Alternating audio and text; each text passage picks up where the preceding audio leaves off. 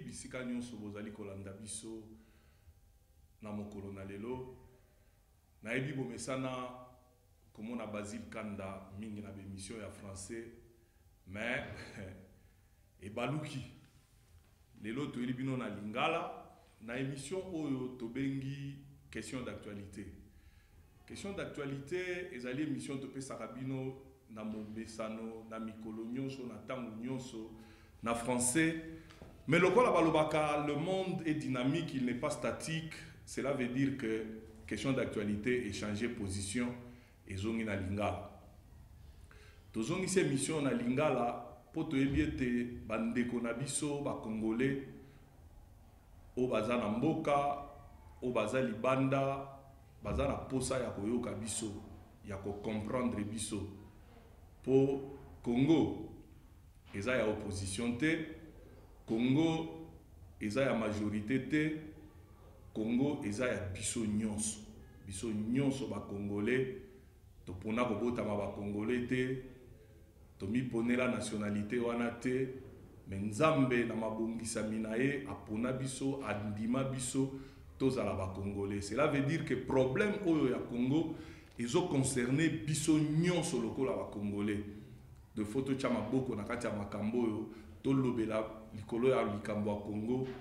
Yango wana émission oyo question d'actualité et comme lelo lokola sonnette d'alarme oyo tozali ko tirer devant batteur politique na biso na makambo bazo sala oyo eza na nzela te oyo ezo permettre te ke mboka ebima libanda mboka congolais à vivre ndenge sengeli à vivre kolandana na richesse o azali nango kolandana na ba moyen oyo ezali na mboka.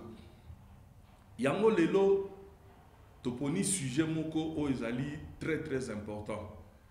Na banzi bovandi bozozela bolobi tolobela lisusu dialogue tolobela discours ya chef de l'État mais lelo tozolobela eloko moko oyo par ignorance ou par hypocrisie ba politiciens congolais bazolinga kolobela te to ebite so baza ba complice na kati ya likambo oyo ezali en rapport na mise en place oyo ko salama dernièrement plus précisément le 11 novembre na ba régie financière ya République démocratique du Congo. Tant que tozolo ba régie financière tozomona ba régie oyo ezali génératrice ya mbongo na mboka oyo ezali ko participer na budget ya l'État. Tozomona lokola DGDA oyo toyebaki kala na kombo ya OFIDA, tozomona DGI oyo ezali kotala makambo ya impôt, tozomona DGRAD, tozomona ba guichet unique, tozomona ba FPI, ba régie nyonso oyo ezali ko générer mbongo po ete budget ya mboka ezala matérialisé. Le 14 novembre, l'ancien premier ministre Tobenga Ndengwana Augustin Matata Mponyo akendaki ko déposer lettre na ya démission kaka ya été mais démission pe ya gouvernement na mobimba. Mais avant de déposer lettre wana, ce qui est bizarre, il a fait opter na cabinet à chef de l'État mise en place Yassika dans la régie financière. Alors et là on y to remarqué ezali que pratiquement na ba régie financière nyonso na mitu nango tozo kuta batu ya premier ministre Matata Mponyo a posté batu nae na ba régie nyonso soki toke par exemple na ancien DIRCAB nae monsieur José Sele Azawana tokuti ancien ministre délégué na finance monsieur Kitebi et à part baora mibalo totangi ezali na 6 personnes mususu oyo batie wana ye alongwe aza sous premier ministre était et loko tokoki ko retenir pas Matata Mponyo ezali cravate na ya rouge po etikala kolongwa na kingo na ete et loko tokoki ko retenir na Matata Mponyo ezali rigueur a chaki ezali bancarisation ya fonction publique ya ba fonctionnaire ya l'État et tout mais nyonso wana lelo yo epesi biso résultat mon côté budget bandaki na 8 milliards ekiti na 6 milliards ekiti na 4 milliards et demi toyebite lobby na gouvernement ya Sikao ezoya budget na peut-être ekokoma na 3 milliards toyebite. Mais pourquoi Matata Mponyo a choisi kaka moment oyo ye azali ko démissionner pour placer batu ya clan na ye lobby na ye na tête ya ba régie financière nyonso? Est-ce que bandekoto mituna eza plan ya majorité présidentielle, eza plan ya Matata Mponyo ye moko? Est-ce que ezali récompense pa pesiye pour 5 ans à l'équipe na primature to éviter? Mais là où le bas blesse, ezali que ce qui tolandi na discours ya chef de l'État, son discours à la nation, a lobby que mission principale au azo pesa ta gouvernement au a la mise en place incessamment, ezali à que il faut mobiliser le moyen pour qu'ils arrivent à organiser les élections dans le délai oyo ezala qui est imparti par rapport à l'accord politique oyo ezala qui signé le 18 octobre 2016 na cité à Union africaine. Mais ces gens-là, ministre wana, premier ministre wa Kokota, a mobilisé mbongo ndenge nini soki azana contrôle ya ba régie financière te.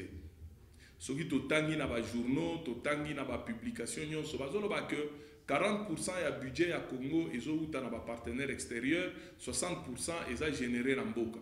Alors soki tozu 60% eza généré na mboka, peut-être 40 ou 45% eza généré na ba régie financière, parce que ce sont ces régies financières qui peuvent être contrôlées d'une manière stricte par le gouvernement en place. Mais soki lelo gouvernement et koki ko travailler te, puisque baza la contrôle ya ba régie financière te, tolobake majorité présidentielle na autorité morale na bango si ba biaisé déjà action ya gouvernement wana. Cela veut dire que moi va travailler exaté dans la katikaka ya ba plan au bazo sala que glissement et bakisama likolo glissement et bakisama likolo glissade. Donc élection ko sala maté puisque ba koyebisa bino à la fin que mbongo ezati to bandaki masolo ya chute ya ba matière première cours ya ba matière première wana yebani eza chanson et betami de 8 milliards à 6 milliards ezo kita pona budget à l'état lelo ba ko betela bisoli solo que ba régie financière ezo ko mobiliser le moyen nécessaire pour na organiser ba élection nyonso wana eza kaka na optique nini bandeko ba congolais ezali kaka na optique ya que Congo oyo etika la kaka na situation oyo ezali nango ba élection ezala organisée te. Mais la grande question qu'on doit se poser est celle de savoir à qui va profiter l'instabilité ya Congo, puisque ce élection est salamité mobulu ekozala soki ba élection est salamité rassemblement eko telema ekozala lelo ba marche lobby ba ville morte lobby boye mais biloko wana nyonso ezo profiter na nani bandeko balandi tomituna, puisque vous comprendre déjà que côté au etali mbongo ekozala te puisque Matata Mponyo a gérer ba régie financière wana lokola azaka ka premier ministre ekozala ndenge wana pourtant on peut ça ordre pas kitebi akoyoka tant on peut ça ordre et pas sele akoyoka mbongo ekomona na te et le gouvernement qui sera mis en place n'aura jamais la politique de ses moyens. Qu'est-ce qui va arriver? Pourquoi Congo il faut ezalaka kaboye? Pourquoi Congolais il faut abandaka kolela? Pourquoi Congolais akoki ko kanisa te pour un intérêt supérieur ya mboka na ye? Déjà les voix s'élèvent na niveau ya DGI, na niveau ya fonction publique mobimba, puisque le nouveau statut ya fonction publique ezoloba que Moutou par exemple na DGI Moutou akoki comme directeur général kaka soki alandaki cheminement normal na DGI alezalaki directeur na kati ya DGI ayebi rouage ya misala ya mboka wana ya plutôt ya DGI nde akoki kokoma directeur général. Mais l'actuel directeur général, il n'a même jamais été dans la fonction publique. Vous vous rendez compte? Même dans la fonction publique, a commenté brusquement parachuté directeur général ya DGI. Pour ça la NIM, en prévision ya NIM, pour préparer NIM. Baïba mbongo, babomba mbongo. Pour la élection, bien baya ko somba banda en Afrique du Sud na poto, nde loko biso ba congolais toyela na mokilio. Et ça ka poto ta la batu mususu baza ko s'enrichir d'une manière illicite, souci ya mboka ezate. Ezata na mutu moko te akoki ko raisonner aloba ke Congo oyo na tikata héritage moko o ba congolais bakoki ko kaniselanga. Lelo situation eza ndenge eza wana. Eza compliqué to yebite e kosuka ndenge nini e na nyonso wana nazo mituna bato bazo bundela kaka ba poste ministériel Kamere azola la te Kengwa Dondo azola la te Busa azola la te Mokonda Mbonza azola la te bango nyonso en coulisses bitumba ba nommé bango ba premier ministre. Est-ce que bazo ba réalité que soki ba nommé au premier ministre lelo tu vas travailler avec quels moyens? D'abord, le Congo n'est plus en bon terme. N'a pas partenaire extérieur, n'a presque nyonso. Donc quand je parle des partenaires extérieurs les plus importants, il y a la Belgique, il y a la France, il y a les États-Unis, il y a la Grande-Bretagne. Nous ne sommes plus en bon terme. C'est qu'il faut compter sur le moyen généré dans Mboka. Mais Mbongo wana ekokende wapi ekosala nini tangu ezali contrôlé na gouvernement oyo ozala en place te. Tant que gouvernement ezali en place ba oyo bazo gérer ba régie financière bako koka obéir na gouvernement te. Donc tokomi retrouver na situation ya ke bakene la confrontation oya lo bake alongola DG ordre bimalikolo okoki kolongola ete oya lo bake a suspendre PCA, ordre bimi okoki suspendre ete, on va continuer à paralyser l'appareil de l'État Congo et kokende wapi. Opposition kutu na masolo wana bazali atako beta lisolo te bazata ko kanisa ngoto on dirait etali bango kutu ta bango ba préalable kaka to bundela ba préalable na biso ba libérer ba oyo mais danger oyo ezoya ya munene danger oyo eza liboso oyo bozo mona te papa Tshisekedi na bandeko no ya rassemblement bozo mona te lelo oyo bino bo décider bo tala nana 5 bo solola peut-être na ko solola na bino tokoki kokoma que rassemblement peut sa premier ministre. Mais premier ministre a kosala na nini. Nambongo nini. Congolais fungola miso. Otozo sala émission ou question d'actualité eza émission logola tomesana na pro opposition to pro majorité te. Eza émission ya ba Congolais. Ba Congolais tozo aider bino pour fungola misu, pour comprendre l'enjeu oyo, tozo mikuta na kati nango na tango oyo. Congolais azana droit ya ko vivre bien. Ezala oyo azana mboka, oyo azali banda. Ezala ba Congolais bazali banda sala 10 ans. Azata la mukanda ko vana nango libanda te. Soka moni policier wa mbango ya ko pakata ko comprendre te. Bino ba konzi bokanisi ke ba Congolais wana. Bazo vana na étranger pour ne sengo te. Parce que un étranger pour les sengote, ce qui les lombo que ça bien, travail est garanti, la sécurité à Moutunion c'est garanti. Non, mais les Congolais vont rentrer chez eux. Les Congolais vont rentrer chez eux, mais mettez en place politique, na moyen, où il faut permettre que les Congolais nyonso azonga et pas inaye. Asepela na mboka na ye. C'est mieux ola lanzale pa ina bino que olia kabala ndaka yo mbangu et pa ya bapaya. Mais pour nango tozo senga na pouvoir ango eza en place. Bino bat tozo ndima ba mise en place wana. récompense oyo bozo pesa matata mponyo eza po na nini tolingi toyeba eza po asali musala malamu mais premier ministre bamboka ebele basalaka mpe musala malamu nani tomona te po alingo longwa bakamati mbongo nyonso ya mboka batikeli na maboko ya gérer c'est qu'en réalité aza premier ministre ezali matata mponyo a démissionné te n'est-ce pas Samuel Mukuna matata mponyo a démissionné te aza na ye premier ministre soki bozo comprendre te la réalité eza wana matata mponyo reste le premier ministre peut-être dans l'ombre yenda aza premier ministre puisque yenda zo contrôler mbongo ya mboka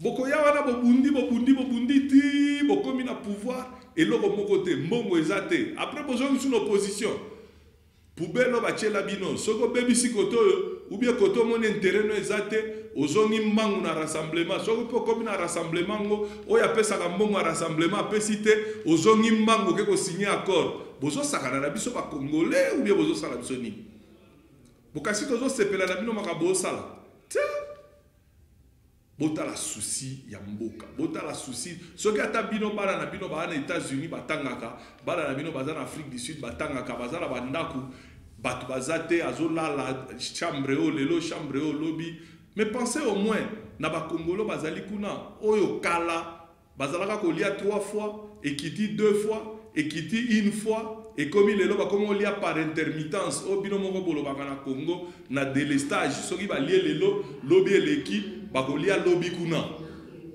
Pensez au moins à tous ces gens-là.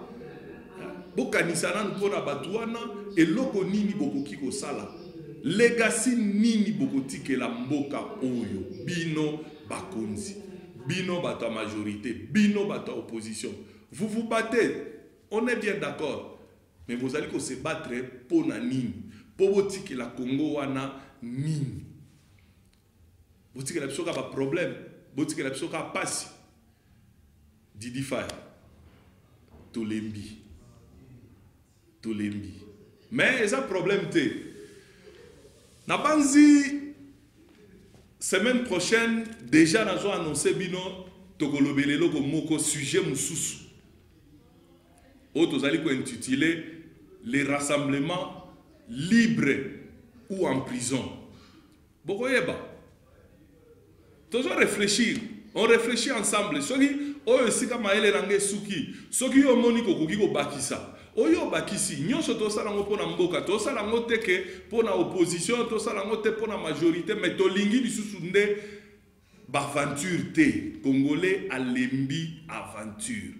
Congolais a besoin ya ba femme politique, ya ba homme politique, oyo ba komema mboka na biso. Libanda ya pasi oyo, libanda ya incertitude oyo, toza nango. Souci na biso yango wana, lokola ba Congolais. Na yebisa ki bino ne bandeli ke, ata mutu moko pona kozala Congolais te, to botama ba Congolais, to kotika la ba Congolais, mboko oyo, eza ya mutu te, mboko eza ya biso nyonso. Mboko eza ya majorité te, majorité aya na mboka te, opposition aya na mboka te, tokuta Congo, tokotika Congo. Muta kotombola Congo a chango na cercle ya kena ngwe pa na ya azate. Tolobela likambo ya Congo, to trouver ba solution na problème ya Congo, Congolais azala fier. Ta ko betela bino lisolo. Lelo yo, soko zui Zambien, ozui Mozambique, na ba Mozambique o batanzala batapasio.